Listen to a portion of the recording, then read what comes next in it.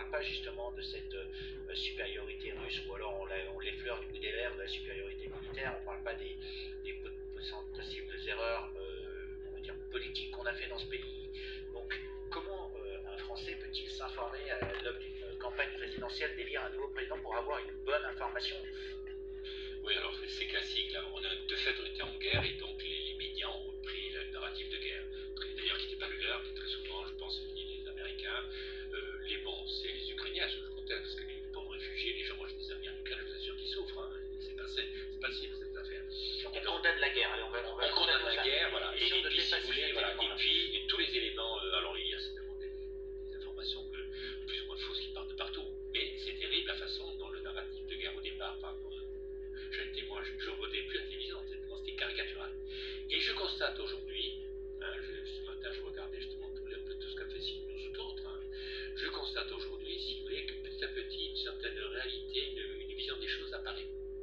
Hein, je vois très bien, par exemple, moi j'ai des contacts en Ukraine, donc j'essaie de m'informer, j'ai mes propres contacts, j'ai des anciens parlementaires que je connais, que j'appelle, qui me donnent des informations. C'est pas facile pour eux, parce qu'en même temps, vous savez qu'en Ukraine actuellement, il faut savoir, hein, c'est que le Parlement, pratiquement les parlementaires des oppositions sont en prison, que le Parlement a fait voter sous la pression des nationalistes, a fait des milices, il a voté un test comme quoi tous ceux qui voudraient négocier seraient en prison ou fusillés, et les parlementaires qui à l'époque ne voulaient pas voter ont été enfermés dans des bureaux pour ne pas qu'ils votent. Il faut savoir aussi que toutes les télévisions ont été supprimées, il n'y en a plus qu'une, qui raconte tous les jours que les Ukrainiens sont en train de gagner la guerre contre les Russes. Il faut savoir aussi que les 11 partis politiques, parce qu'il n'y a pas unanimité en Ukraine, c'est un pays très divers, hein, il y a des gens qui sont plutôt pro-russes, et bien que 11 partis politiques ont été supprimés. Et là aujourd'hui vous avez Zelensky qui vient devant le Parlement français, quel sera le parlementaire qui lui posera la question?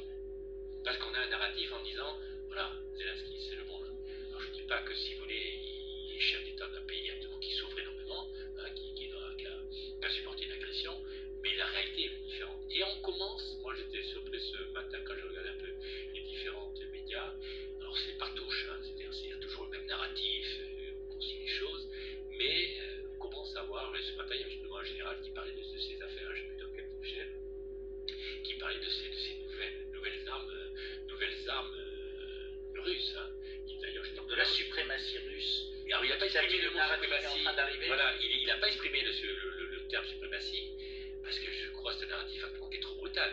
Parce que vous allez faire comprendre à l'opinion publique qu'on croyait qu'on était protégé par les tanks, qu'on avait nos bombes atomiques, qu'on avait le nucléaire, qu'on était protégé. Vous allez du jour au lendemain faire comprendre à cette opinion publique avant les élections présidentielles que finalement, que c'est pour demander des comptes, on va dire, sur les milliards que du jour au lendemain, c'est plus ça. Que tous les milliards qu'on a dépensés, c'est les milliards des Français, les milliards européens, les milliards des Américains.